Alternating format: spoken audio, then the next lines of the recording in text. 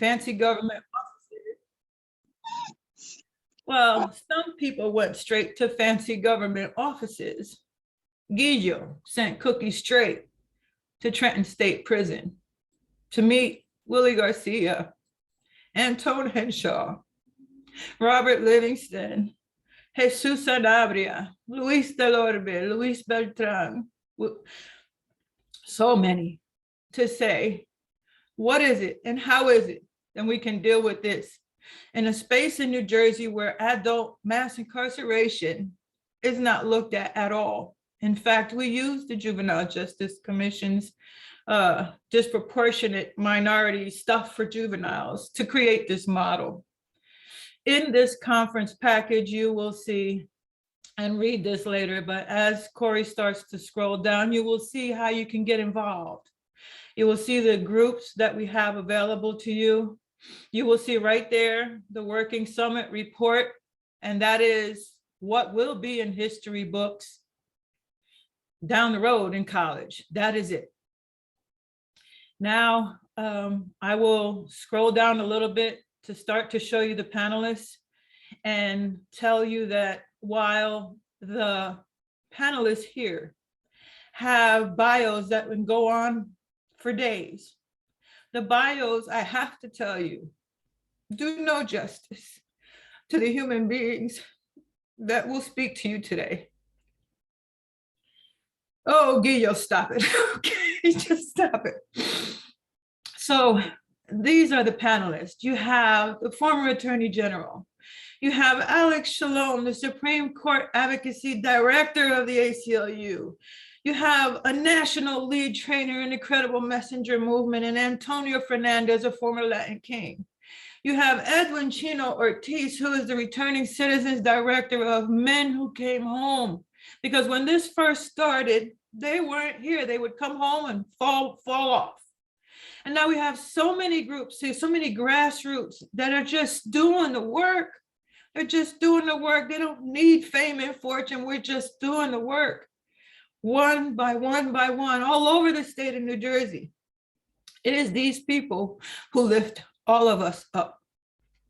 Scroll down a little bit, Corey, to this article and that headline right there. From 2000 to 2022, while you will read in this article that in the last 2 years, we've reduced the prison population in New Jersey by 42%. Since this movement started, when there was about 30,000 people in this movement, we're down almost under 10,000 people in the state prison system.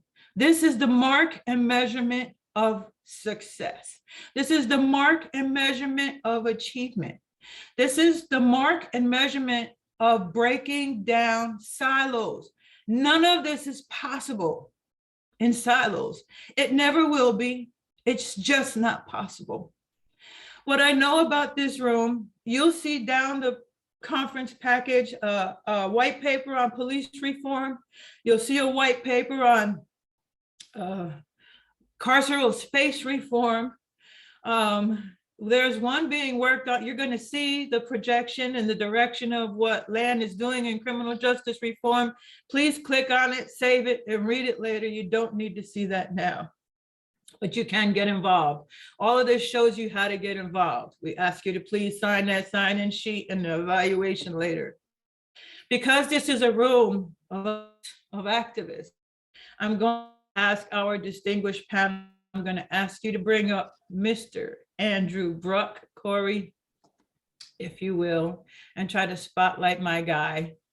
I have to say, having this kind of service for 20 years between Andrew Bruck and Attorneys General Brule, I have not seen this kind of attention to us so deeply as I have in these two men. Andrew Bruck has done so many things and I will not take away his fire. He is completely respected here and we love him. I'm asking all of the panelists to please take about 3 or 4 minutes, if you will, to say something, because there's a whole room full of love here. I'm going to ask us to put either the questions in the chat, and I want us to all be brief with those questions, because we are all here part of this movement. This is not people that are curious trying to figure out what's going on. We're on the ground, boots on the ground family here. With that, I'm going to say, Andrew, please introduce yourself, because I will if you don't. Highlight him, Corey, please. Thank you, Cookie. It's really great to be here, and it's great to be among so many friends and so many folks who are doing the important work on the ground to make the reform possible that we tried to carry out in the AG's office. I think one of the things that's really special about New Jersey is how collaborative the reform effort is.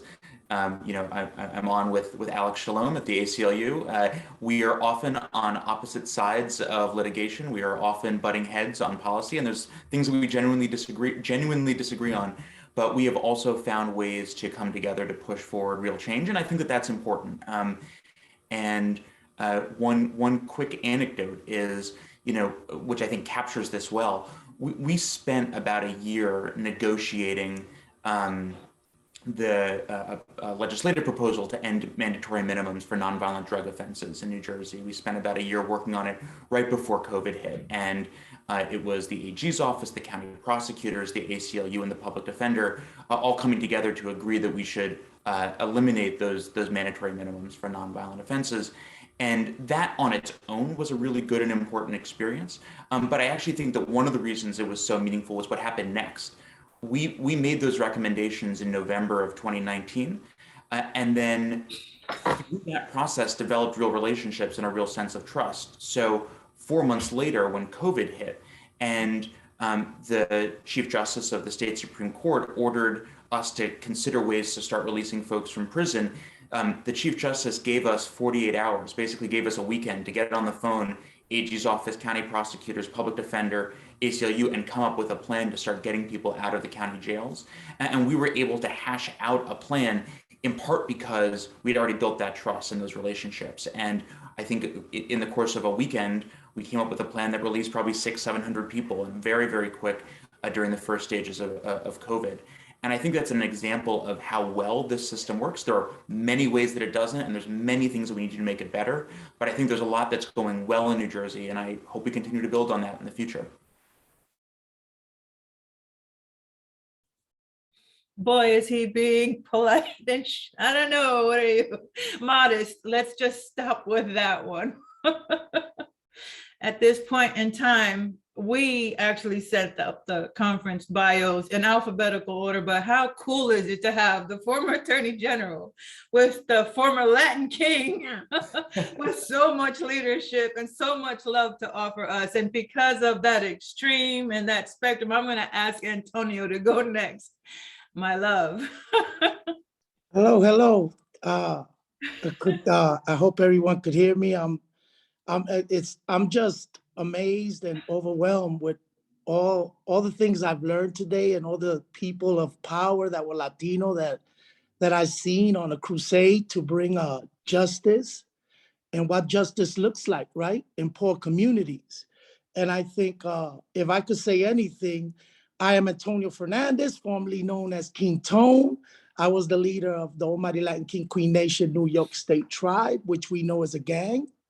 And my new cause was to come home and start calling them power groups, because I believe if we remove the stinking thinking and the criminal aspect of these poor kids, they become the Black Panthers, they become the Young Lords, they become Lolita, they become Rafael Marenda, they become all those people that fought for the freedoms for us to have justice in this country.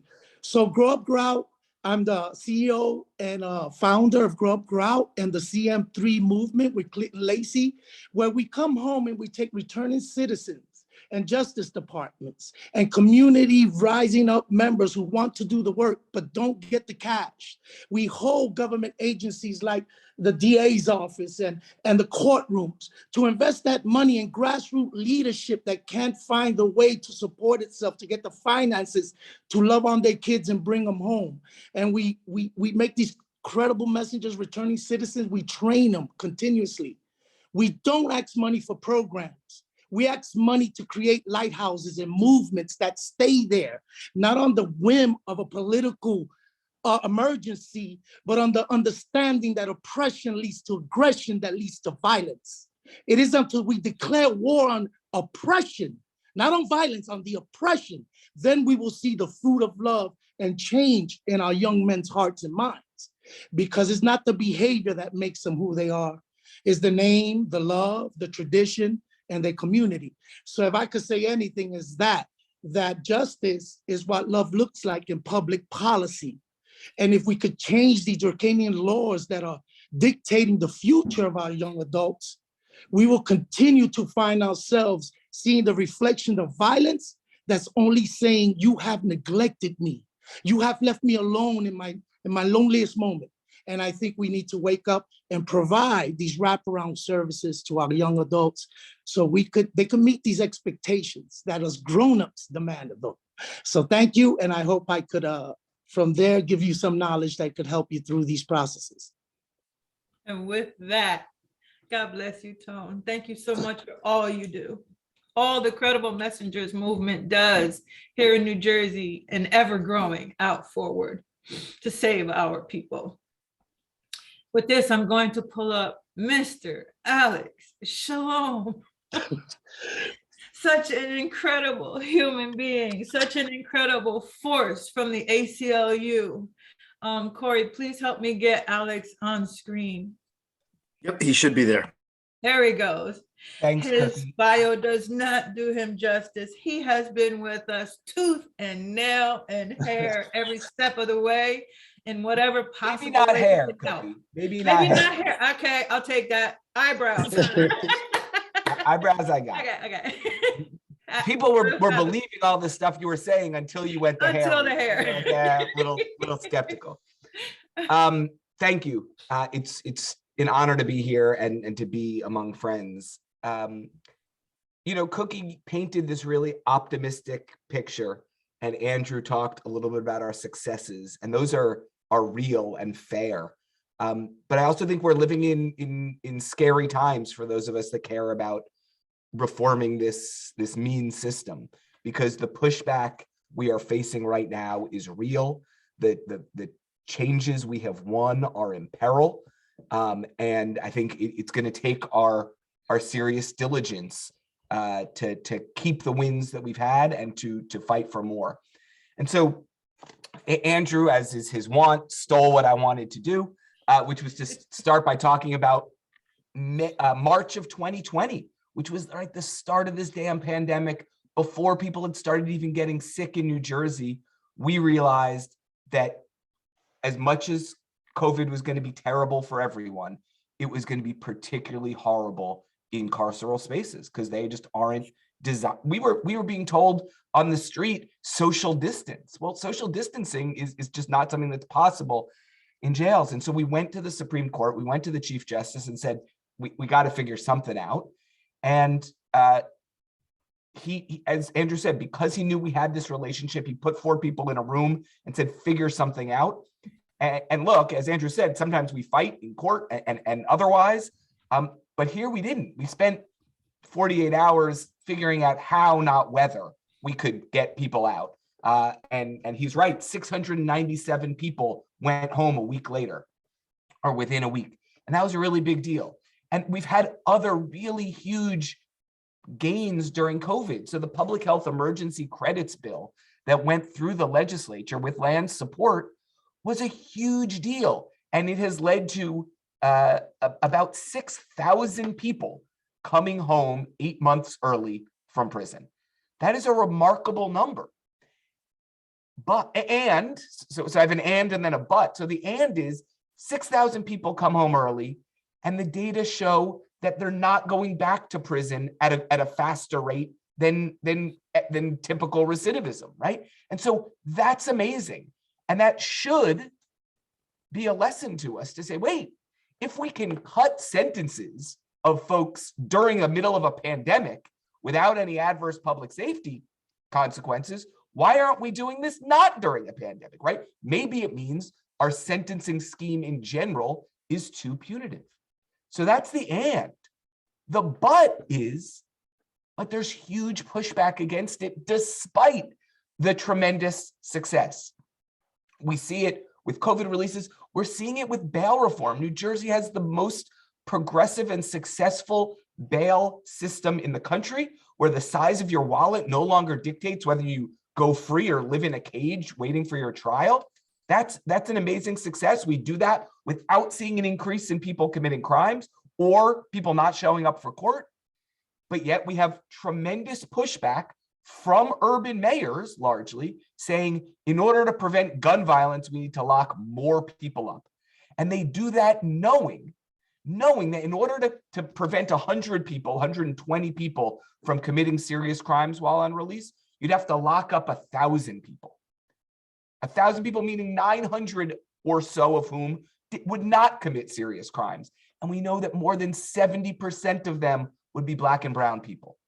And so we need to be particularly diligent right now to tell our elected officials, not in our name, we've seen what happened. We saw in 1994 when, to protect urban communities, Black legislators and Latino legislators said, we need to have a more punitive approach to criminal justice. And they passed the crime bill of 1994, which was the single biggest driver of mass incarceration in my lifetime.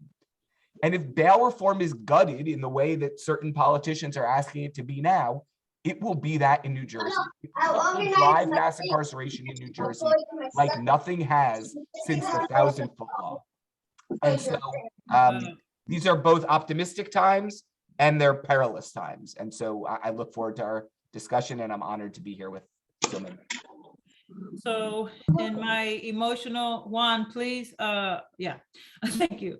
In my emotional messiness, I forgot to say my concluding couple of sentences, which is recidivism is actually around 10% now, which is traditionally around 66% over the last couple of decades. So that's a big deal.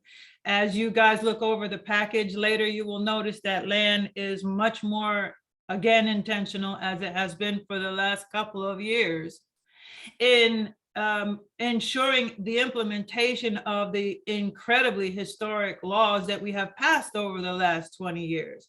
The implementation of it is not as pretty as the language on the written paper of it. And we have learned a lot. So while we have to pay a little bit of attention to some of these laws that Alex speaks about, that's reversing the successes that we have, like isolated confinement and other things with the housing legislation and all of that, we have to make sure that they're actually implemented. And that's the direction that LAN has been in the last couple of years.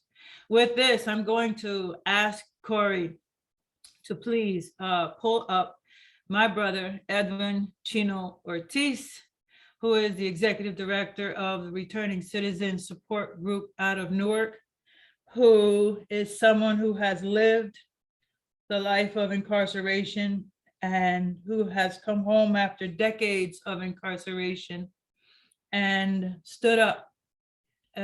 He's been to me. Corey, are you there? I want you to pull up. Yeah, what's his name under? I don't see. Edwin iPad. He's Mr. iPad. Okay. Sorry about that. He's one of the strongest hearts, one of the most humble hearts I've met. One of the most compassionate hearts I've met. And one of the most present hearts I've met in this work. Coming home, these people are not the ones who were supposed to succeed. And yet there's a whole army out here in New Jersey like Chino. What's going on, Corey? I don't want to see your mask. Oh, there you go. He's there. Yeah, he's there. Mr. Edwin Chino Ortiz, please introduce yourself, love. Good afternoon, Cookie. Good afternoon, everyone. Thank you for that introduction. It means a lot to me. We go a long way back.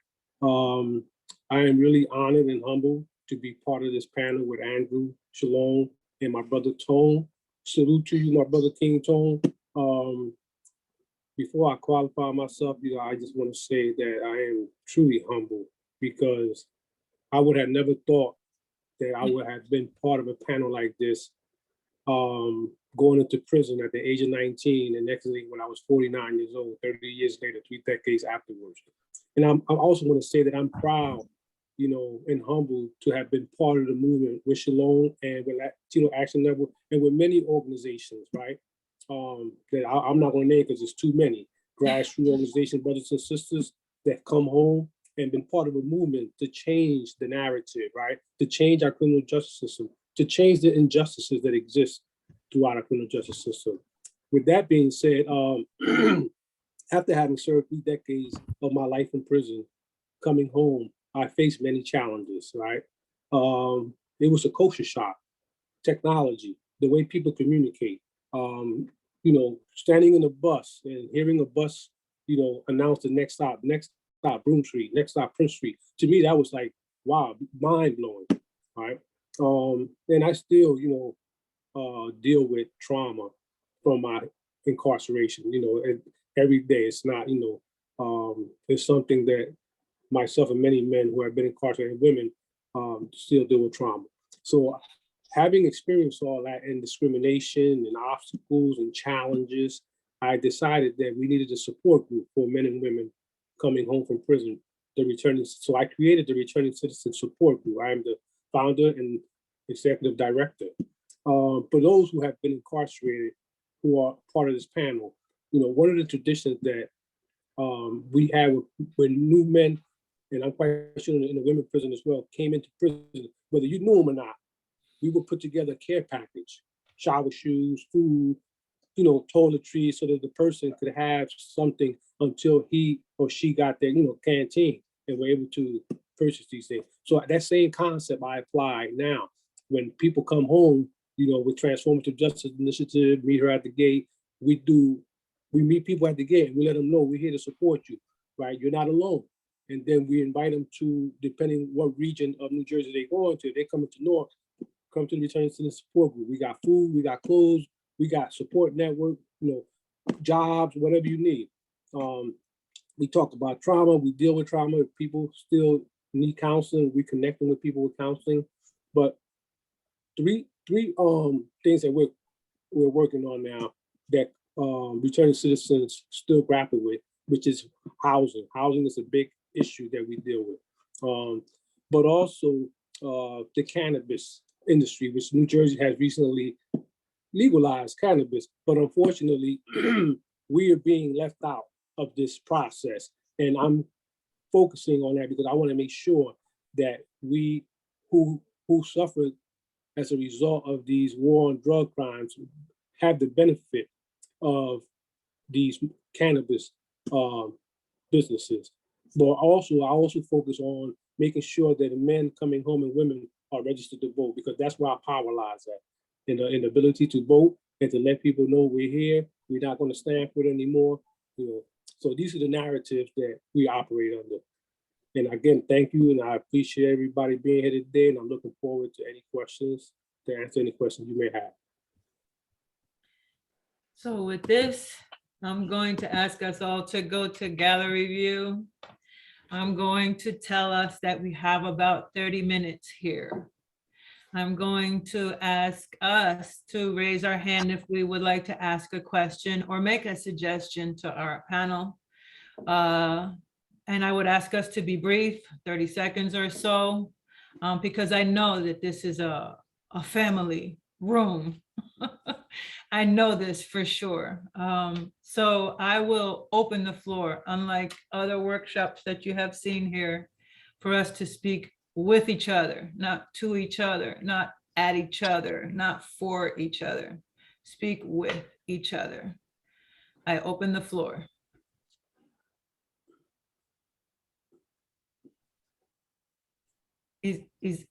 Isai, no, I'm messing it up. Come off, Mike. Uplift, that's what I got. Yeah, it's Isaiah. Thank you. I just put a question in the chat, just in case you guys didn't get around to me, is if there are currently any lawsuits or bills in motion in New Jersey State to put an end to lengthy periods of isolation as a form of punishment in adult facilities. That's interesting because that's one of the laws I've been talking about, Isaiah. We have a law, but they're just not implementing it the way the law reads. I'd like anybody on the panel to take that. Well, I would say quickly, because we got to start thinking national, right? Because as a national force, that's what the CM3 credible messenger movement, we're trying to adjust. So in DC, I've been in DC since 2015, working with Mayor Bowser. And the first thing we did, we started legislating laws to remove our young adults from adult prisons. Then what we did, we eliminated low-grade young adults that should have been let go, so then we can make space for them children that are charged as adults. So then in this prison for youngsters, we eliminated the SHU. There's no special housing unit. Then we eliminated that the YDRs, which are COs, are not allowed to have any tool that's considered a weapon against the young adult who is in New Beginnings. So there's no shields, there's no pepper spray. Why we're bringing in higher security children? And then we mixed them with the lower. And what we had for the last 7 years is no slashings. We have restorative justice where we have kids that fight that then sit in an hour and a half and talk to each other without the fear of separation, letting the imagination up the ante of what's gonna be the retaliation and make them deal with each other's discomfort to understand they have to come together again to enjoy freedom. And with this, I'm saying, yes, we're doing it in California and Seattle, but it's the unity of the movement and different us uniting that's gonna empower it in Jersey. We're in Jersey City. We're trying to amend the 13th. No more 23 in one lockdown. But it doesn't pick up ground till we all unite and really get the power of legislators to understand that that's only breaking the individual more under the fear of punishment, where when a kid makes a mistake or fights in a jail, they need more mental health, behavior health, credible messenger, more dosage of love than fear, right?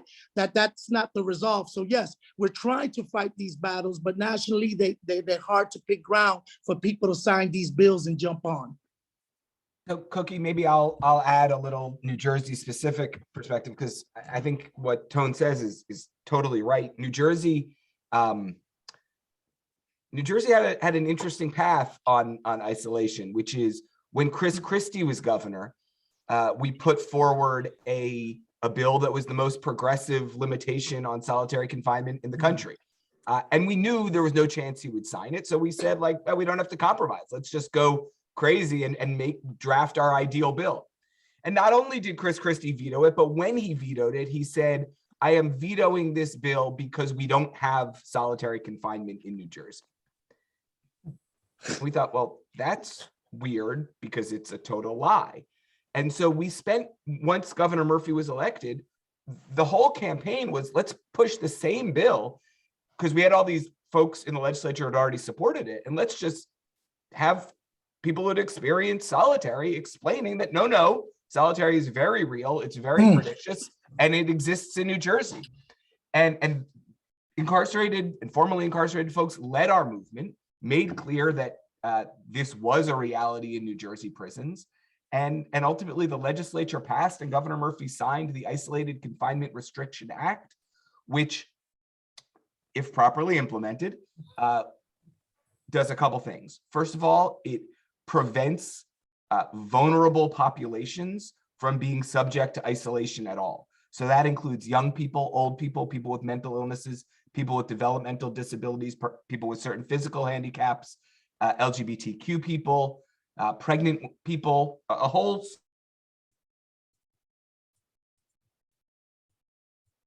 Uh-oh. Is he the only one frozen? Prohibition. There are still significant time limitations that limit how much isolation people can get. It's a great bill, but we don't think it is being enforced in the way intended. So we think what used to be called ADSEG has a different name, but ultimately people aren't suffering because of the name of the unit they are sent to. They're suffering because of the conditions of the unit that they're sent to. And so there's a lot of work to be done. There is some cause for optimism. We have for years in New Jersey had an office of the ombudsperson that has not been great, has not been a place that incarcerated people go to seek justice, because the ombudsperson and the DOC commissioner have been so closely linked. There's a new position that has been created and is soon to be filled, we hope, that I think has the power to actually provide some real oversight, including over the use of isolated confinement in New Jersey. So I don't see any hands. There we go. Lydia Thornton, who should be on this panel, who is the co-chair of the New Jersey Prison Justice Watch, and actually recovering from some medical things right now. So I am so blessed to have her here with us. Lydia? Okay, hi. Thank you, Cookie. Hi, everybody. I wanted to kind of piggyback off what Alex was saying. And having been a formerly incarcerated person and having worked on, you know, the ICRA, the Isolated Confinement Act, and the credits, the pandemic credits bills. One thing I have learned in the past 5 years of really doing this advocacy work is to watch the words. Because I know for me, when the Isolated Confinement Act was passed, all those vulnerable populations that were listed just now, I believed, and a number of us believed, that the bill said they could not be put in isolation, period, full stop. And that's not what it says. What it says is we're redefining what isolation means, that you have to be offered this many hours out, that you have to be this, that. So as we move forward and look at bills and say how progressive we're being, my thought is we have to be very careful to read every version, because what is at the end might not be what we started supporting at the beginning. A few tweaks here and there means a lot. When you talk, and I'll stay on isolated confinement, when you say that someone only has to be offered 4 hours out of their cell per day, if they turn it down, that's on them, even if it was from 1 to 5 a.m. That it complied with the law, that the name change, that, well, there is no more, thank you, Chris Christie, solitary confinement. We don't do that in New Jersey. Well, now we do the restorative housing unit. And if you haven't seen the invisible quotes on either side of that one from me, what are we restoring? It's a fallacy. And unfortunately, for all the good we have done,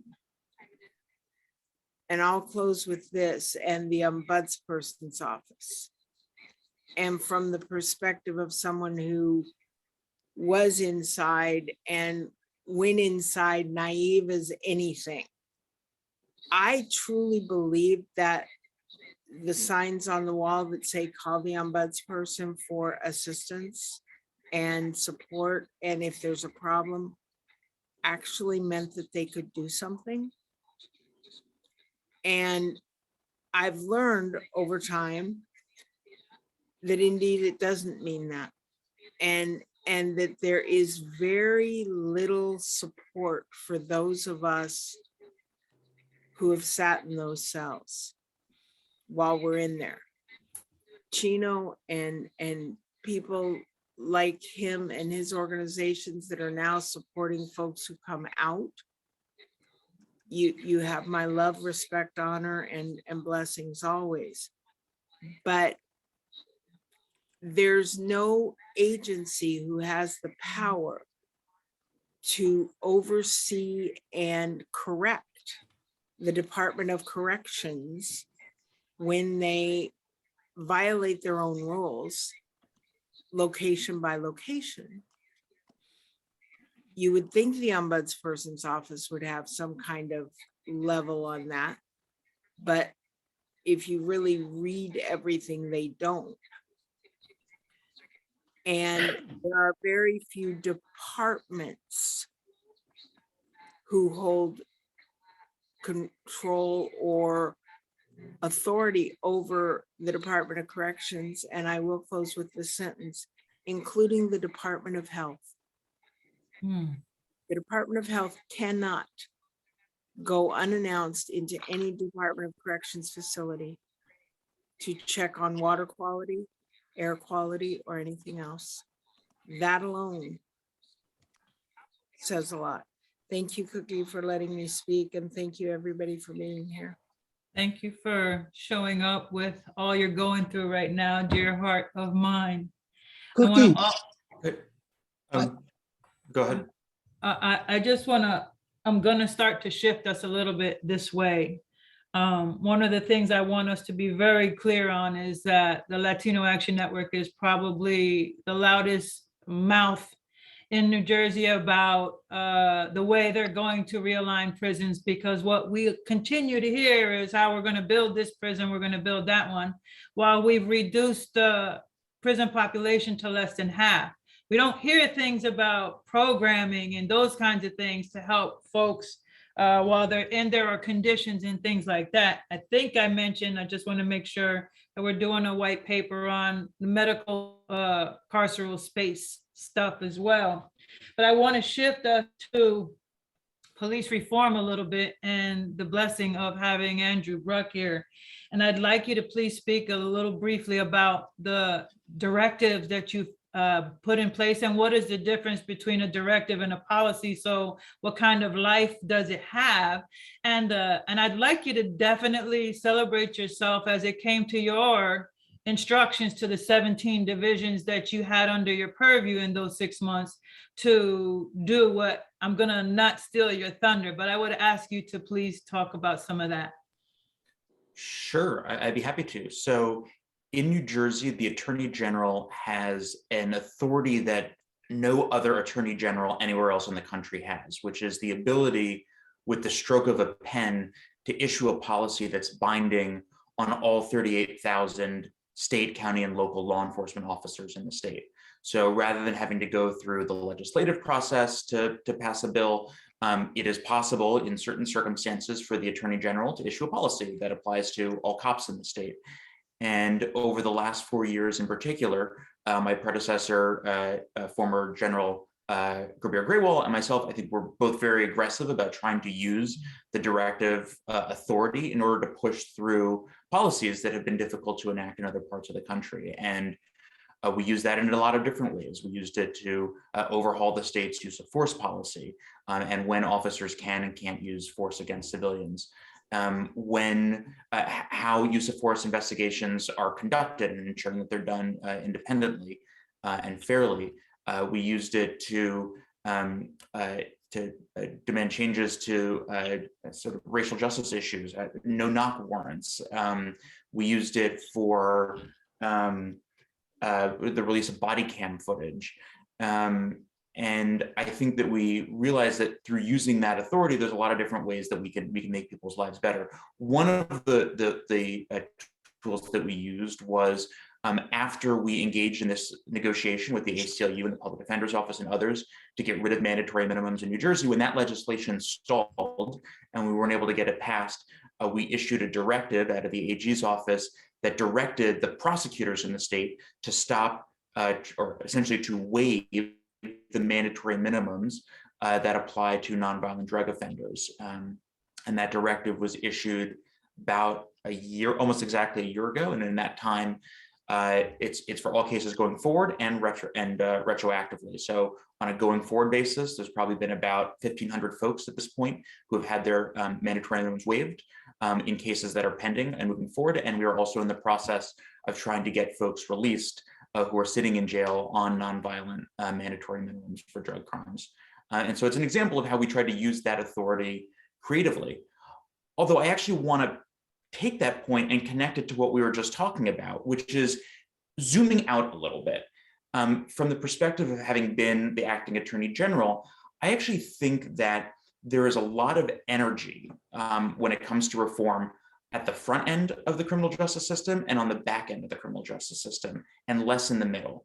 I think that there's a lot of interest and energy going on in the state about what are we doing with how police interact with citizens at the time of arrest, and what kind of sentences we impose on people when they're convicted. There's a lot more to be done, but there's a lot of time and energy spent on it. Then on the back end, we spend a lot of time thinking about what do we do when folks get out of prison and how do we help reintegrate them into society. Governor McGreevey has done incredible work on that, Cookie and others who've done incredible work on that. There's this, what we do when folks are in prison, that is an area that has gone underdeveloped for too long. And I think the people who have been most aggressive on this have been you, Cookie, and Lydia, and Alex, and others who have been thinking about it. But there isn't the same energy, I found. There isn't the same amount of civil society, civil advocacy on reform issues about what do we do with folks while they're sitting in prison. And to me, that seems like such a wasted opportunity, because these folks are sitting in prison for a long amount of time. We can either make their lives worse and make it more likely that they recidivate, or we can make their lives better and make it less likely that they commit crimes when they get out. And I hope that we use this opportunity created by the declining prison populations to invest in the remaining inmates who are there so that they have as productive of an experience as possible, and we're setting them up for success. And I hope we don't lose that opportunity while the prison population is declining. Before we go further, Attorney General, I'm sorry, Antonio, could you just explain the difference between a directive and a regulation and the life of it? Because it's something that all the work, we don't know if it will survive new leaderships. So when the Attorney General issues the directive, it's done by the stroke of a pen. And so by the same token, it can be undone with the stroke of a pen.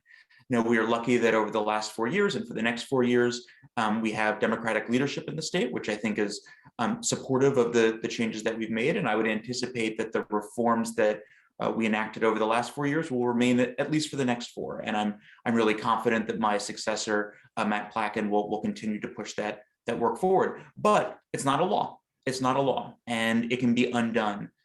You try to do your best to embed these changes within the institution so that they're difficult to undo, but they can be undone. And I think that if we want to make permanent, lasting change, we have to legislate it, and that's the work that LAN and others do on a daily basis. Tone, again, apologies. No, Go ahead. real quickly, I just want to build on what he's saying, that it connects. One, I want to make clear, like Grow Up Grout right now is in 2 youth facilities, not only in DC, but FIBO in New Jersey City is now in the facilities. And he's exactly right. What we've learned, if we take units and make them bring credible messengers of the street that did 26 years, 30 years on the front end when they just coming in the system, and we start using these messengers who've been through what they're going to go through, and in the prison prepare them for these long sentences, or to prepare for what they know is the consequence of their behavior. But more importantly, we start installing love there in the hope that there will be a waiting committee for them with purpose, with vigor to get them started again. And we create credible messengers in the jails. So the phone calls to their nephews, their cousins, their families in the community become a public safety factor. So now they're not talking about revenge, hate, anger. They're talking about learning about what's going on there, the empowerment of love and changing and bringing a message to hope. So that's one. 2, we got 12 credible messengers right now in those 2 youth facilities from 6 in the morning to 12 o'clock at night. And you say, what are ex-felons doing in a youth facility? We not only work there, we got the keys to the prison, we got the keys to their doors.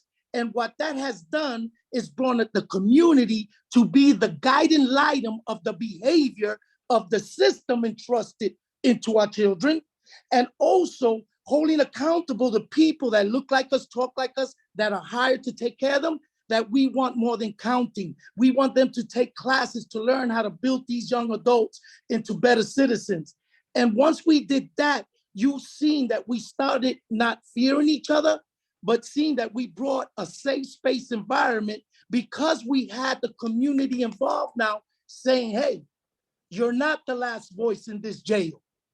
The community is, and we are watching, and we are here to empower you, but we will not let you be the ultimate power over these young adults and men that are in your care. We want to see what goes on. And once each department, we restore our community, we construct the justice system. And we slowly bring in those people who want to bring this new innovative way of dealing with problems instead of fear. So I wanted to make sure that, you know, that's on the rise right now, where they're letting the community in the prison to be the eyes and ears of what goes on in the prison. Not only in prison, family, credible messengers of which I am one will come to your community too. Okay, so agencies, whoever have youth groups and get them before they get into that front door, we are ready. This is also a very Latino largely room, which means, and I know a lot of faces here, and I'd like to know if anyone else would like to speak up, please raise your hand, or we'll keep talking. Did somebody, let me see. Okay, well then I'm gonna keep talking. I see Katie Sastre here, and I know that we've tried to do work over the past couple of years to marry the communities of criminal justice reform and immigration with the detention situations that's going on right now. And we really have not been able to chip away with that in any good way yet here in New Jersey, while this is a very large movement elsewhere. So I want us to keep that in mind, because as we continue to move forward and we work towards change, there's always power in unity. Always power in unity. And you don't always have to agree with me, but we have to have the same cause at heart. I might come at it a different way. And I'm going to say this as well to us. If I keep talking to us, what am I doing as an activist? If I keep talking to us, who is it that I'm including and increasing into this movement? If I don't know how to speak to someone who doesn't agree with me, how do I progress the movement? So that's my 2 cents. I don't know if anybody else would like to ask a question, but I'm not into that chat thing. I want to hear you. I want to know you, and I want you to speak with us. Any one of you, please step forward. Well, Cookie, since nobody wants to speak, I just want to say that, you know, one of the things that we work on in the return system program is not just keeping ourselves from going back into the prison system, but also disrupting the prison to school pipeline, right? Like Tone mentioned and you mentioned, you know, we have to reach our kids before they go into the prison systems, right? And as the Attorney General mentioned, you know, that middle element is missing, right? Because I'm the director of the Adult Reentry Program. We started a pilot program, and we're going into the prison 6 months prior to men being released from prison, because I was a max out, and as a max out is a person who has no parole, no supervision, right? And when you leave prison, they basically tell you, Chino, go figure it out, right? So when I came home, I was fortunate to have a support system. There are a lot of men and women that are coming home after maxing out from prison who do not have support system, right? And statistically, 49% of those men and women who max out of prison recidivate, right?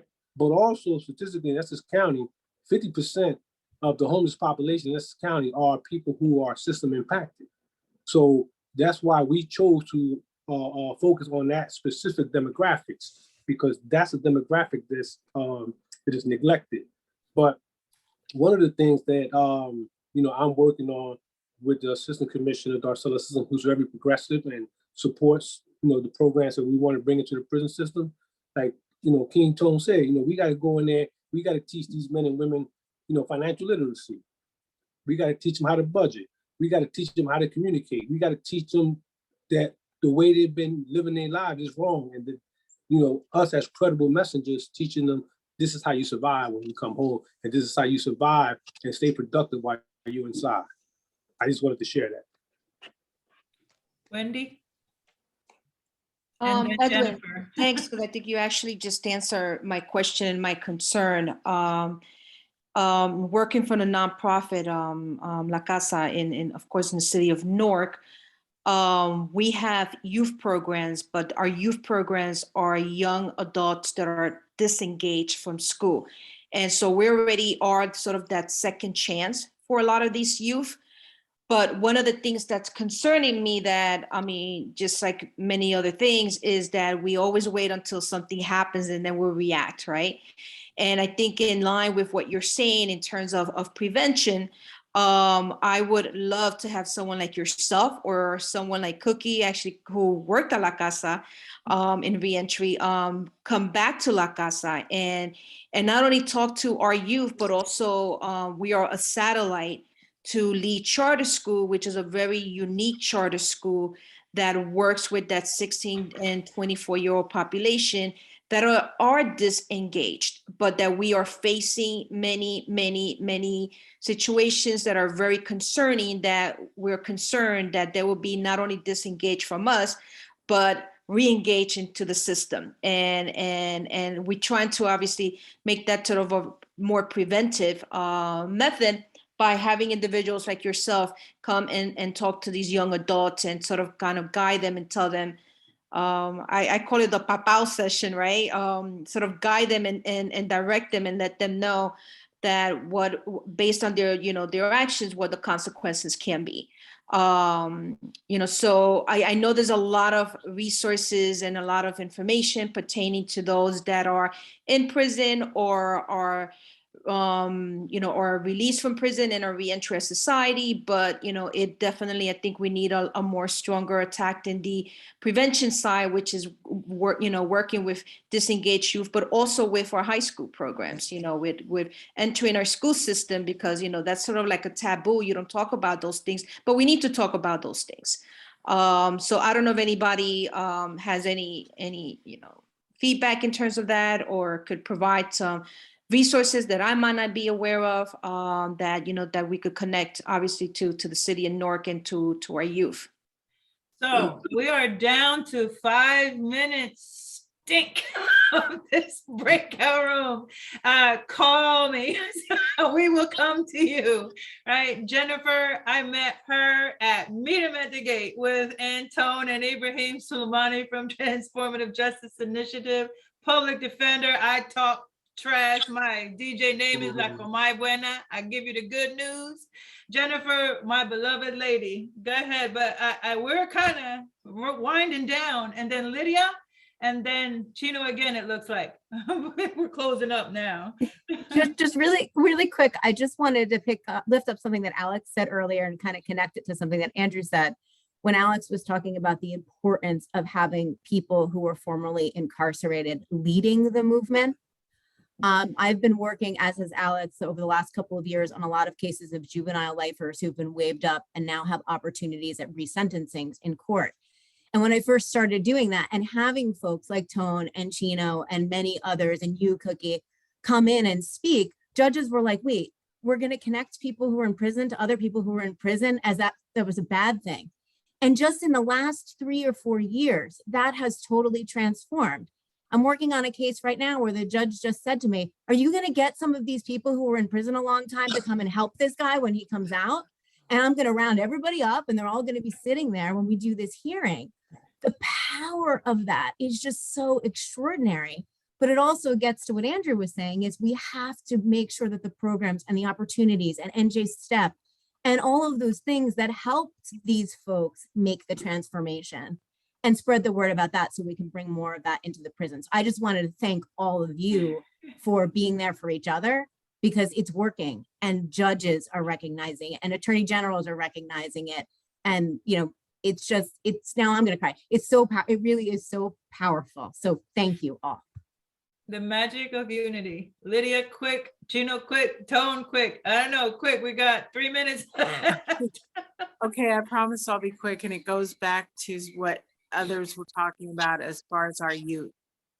And at some point there was scared straight back in my day and everything, where, you know, we intimidated the kids by making prison not be cool.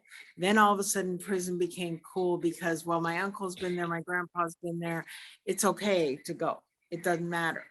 And I know living in an urban city with gun violence towards children daily, I'm looking at, we have to hit our 5th, 6th, and 7th graders alternatives with other ways to live and other ways to become adults, other than carrying a weapon, other than being on the street.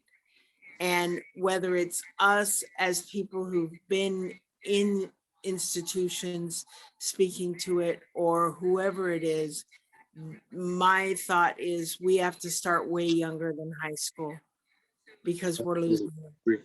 Chinito and King Tone was the last words I see. We got 1 minute.